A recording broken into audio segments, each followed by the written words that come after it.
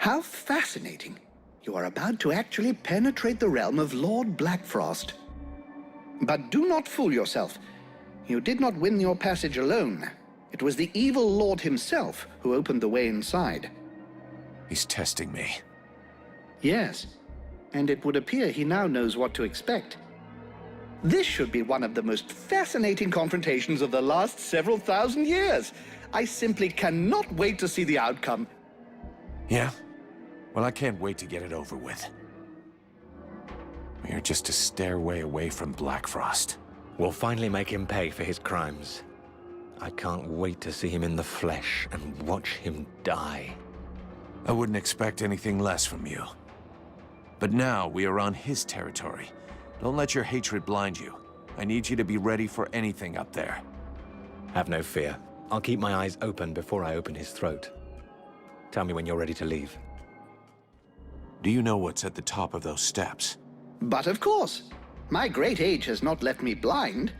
It is the palace of Lord Blackfrost. At least that's what they call it now. Until quite recently, by my standards, it was named after its architect. A certain Kubla? Bakul? I can't remember for the moment, but in any case. This architect created the palace for the elves a couple of thousand years ago. I suspect he'd be most upset to see what they've done with the place. This Blackfrost fellow tore down one end of the building to build his home, and the rest of it is hanging over into the astral plane. Bulkarel! That was his name. This was Bulkarel Palace. Is it dangerous? Dangerous? Well, for mortals, obviously. But since it's been a few hundred years since I set foot in the astral plane, I suppose it could be an interesting distraction. We're here. Blackfrost is somewhere at the top of those stairs. To face an Ice Lord. A fitting end to the journey the Knight has taken through this war. At the moment, the Knight has no hint of doubt in the extraordinary abilities of his friend. If he uses them wisely, he will surely be victorious. Thank you for your support. As soon as his friend gives the sign, the Knight will fight with all his heart. Blackfrost's palace is at the top of these steps. It may get a little hairy. Are you sure you want to come? Of course I do. Stop babying me. You will need all of us, including me. Any idea what's waiting for us up there? I can't be certain. Very few people who have entered the palace of an Ice Lord have ever escaped to talk about it. But I did hear a story about a man who claimed to have escaped from the palace of the Ice Duchess. He said the palace was not even in Vertiel, that it floated in a limbo somewhere outside the world. That's probably why he traveled more than 1,000 leagues between escaping the palace and reaching safe ground. Yet only 2 days had passed. And you think his story can be trusted? It sounded true. And if it is, then it's possible that we won't be able to come back once we've climbed these stairs. We're finally going to meet an Ice Lord. How do you feel? Scared? Excited? A little of both, surely. It's so incredible. I would love to be able to interrogate him, to understand his motivations, what drove him to reduce our world to a pile of ice. I'm sure he'll tell you all about it. I know there's little chance of that, but still, I would really like to be able to understand what drives someone to become a monster. Let's just try and beat this monster. As for the rest of it... I'm ready. Just say the word. It's time to take care of Blackfrost. If you're certain you've taken care of your affairs here, I can see no reason to delay the inevitable any further. We've waited long enough. All of his defenses are down. The concubines are dead. We need to strike now before he has time to react. So be it. Let's do it.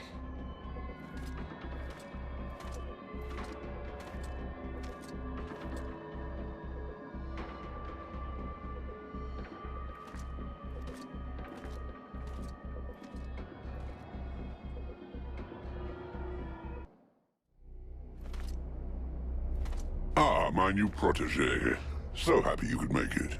You took your time about it, but I can see that you've made some real progress. Yes, you have.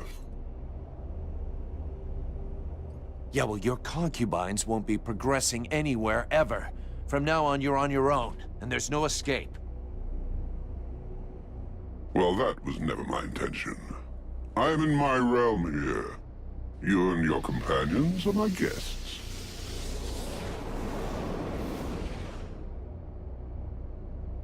Oh, it seems that you too have lost some friends along the way. How very sad.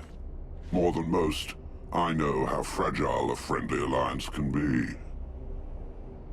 The Knight will tear out your tongue just before he watches you die.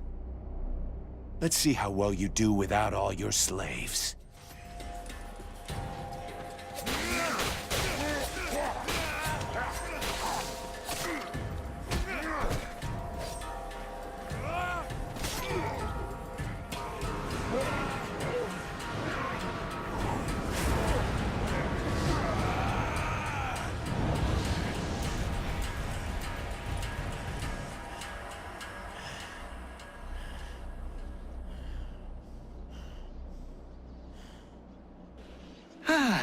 Very well. In 6,000 years of existence, I don't think I've ever had a day quite as interesting as this one. Vulcan, my dear, this was a fight that deserves to be included in the history books, and I will make certain that it is. You may count on me to tell future generations about your exploits, if there is a future, that is. But that, of course, will depend on you. I guess that's what we're all fighting for. But I'm not finished yet. Clearly. And that is precisely why we are here. Each Ice Lord possesses the means to gain access to the World Heart from his or her own palace. It would doubtless be prudent to borrow this one before the other Ice Lords have time to react. I would have loved to accompany you, but I fear your destiny is to continue alone. The World Heart obeys neither the same rules nor the same magic as does the rest of Vertial. What you find there will be exactly what you bring. You mean I'm going to end up confronted by myself? I hope for your sake it does not turn out to be a confrontation, but it is highly probable that what you find there will be familiar to you.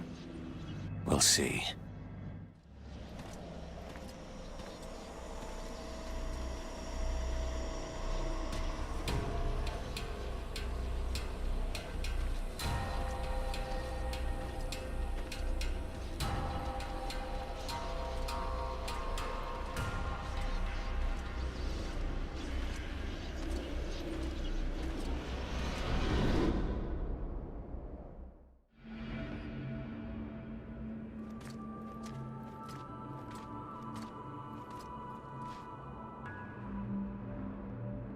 You are come.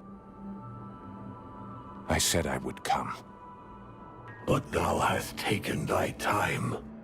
When thou didst flee, leaving me here, at the mercy of these sorcerers, what didst thou think would become of me?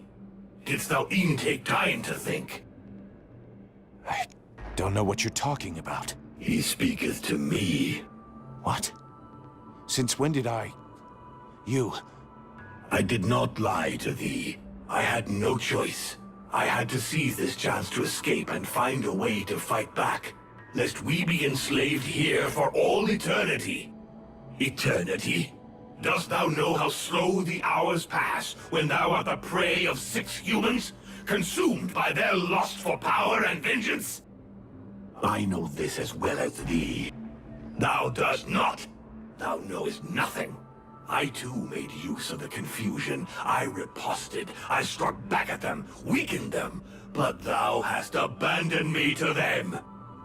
But now I am returned, and together we will crush them. Is't true? Thou art returned.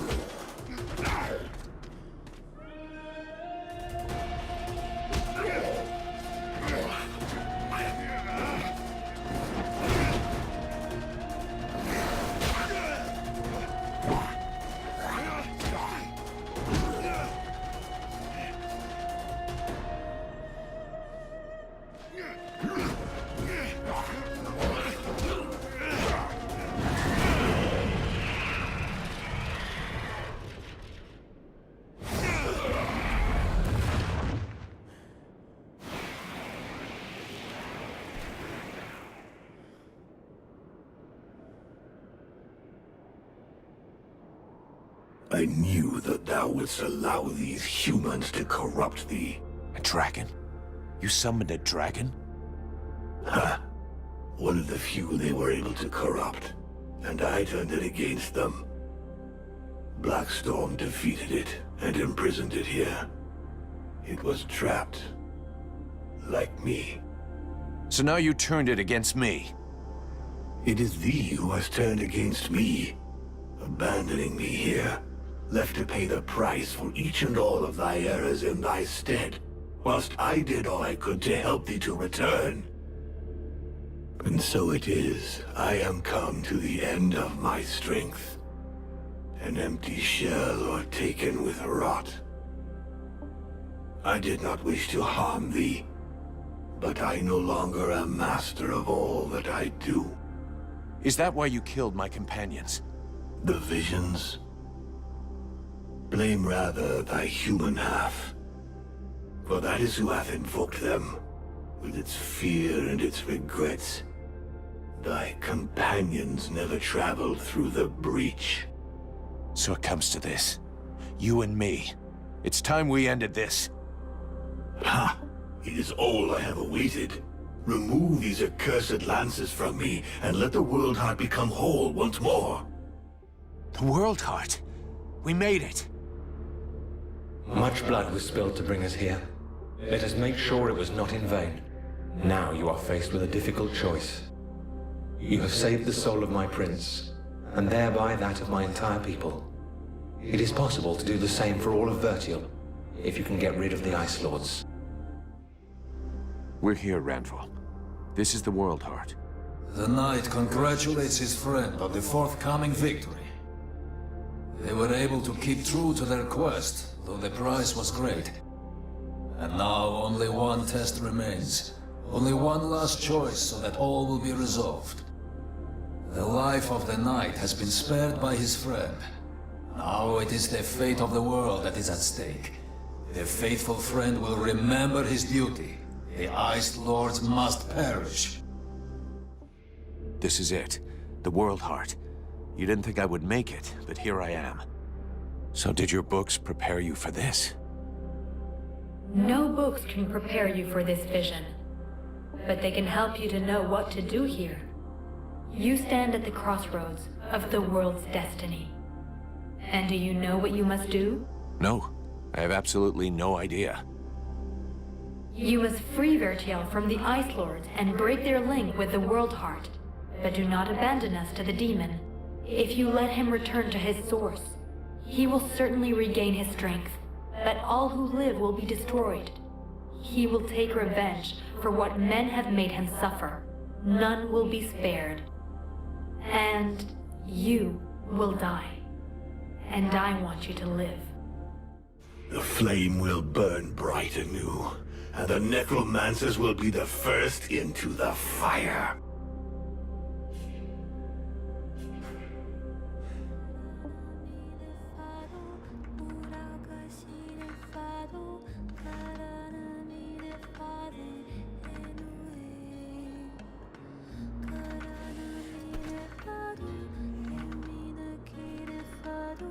If I remove these spears, the Ice Lords will lose their power. But what will happen to Vertiel? Thy world is weary, all but extinguished. Nothing remains to be saved. It must be cleansed. But inside me is all the power I need to regenerate my world.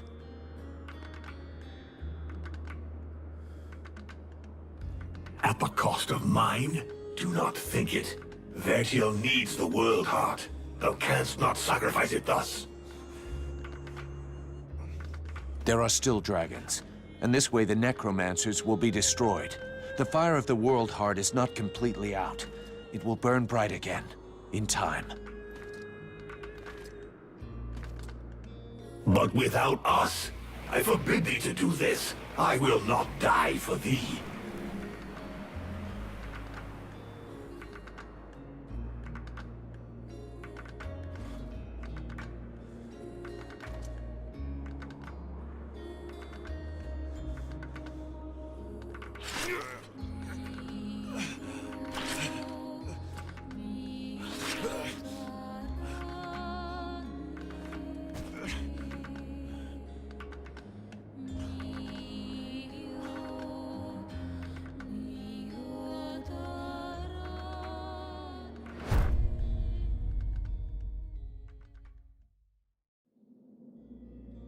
And so ends the tragic, though nonetheless heroic tale of Vulcan Half-Demon.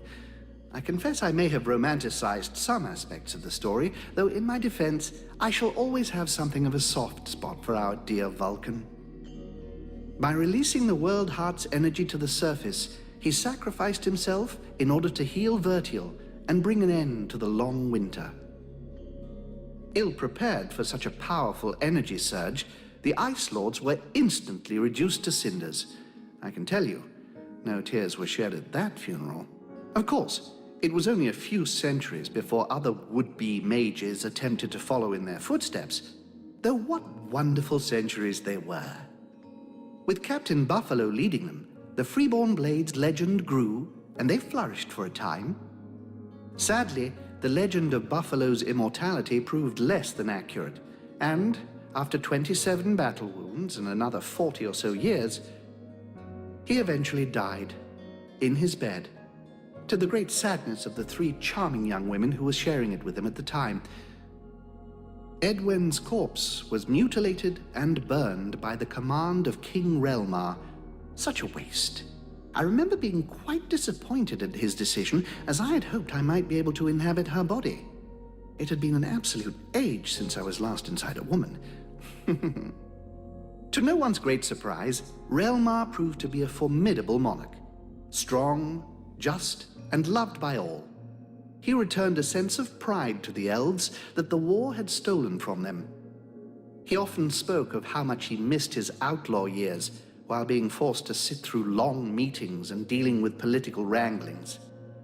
But he was greatly helped by the knowledge and wisdom he gleaned from Arundil's Soul Stone, and he went on to found his own dynasty. The Red Scribes... Oh, really? Don't get me started on those imbeciles.